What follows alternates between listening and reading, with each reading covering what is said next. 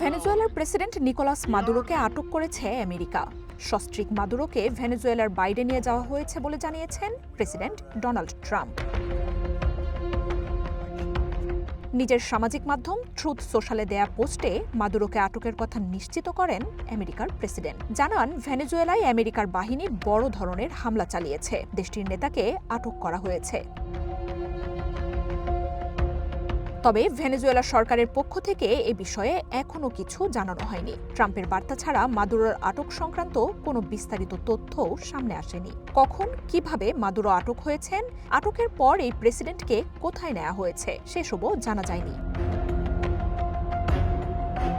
President মাদুরোর খোঁজ পাওয়া যাচ্ছে না বলে জানিয়েছেন ভেনেজুয়েলার ভাইস প্রেসিডেন্ট ডেলসি রদ্রিগেজও। এদিকে আমেরিকার হামলার জবাবে সব বাহিনীকে মোতায়েনের ঘোষণা দিয়েছেন ভেনেজুয়েলার প্রতিরক্ষা মন্ত্রী।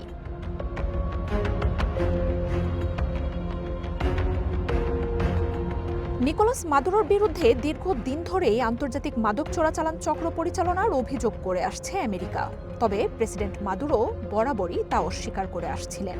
কয়েক মাস ধরেই ক্যারিবীয় অঞ্চলে সামরিক উপস্থিতি বাড়ানো ও উত্তেজনার পর শনিবার ভেনেজুয়েলার রাজধানী কারাকাসে ব্যাপক হামলা শুরু করে আমেরিকা।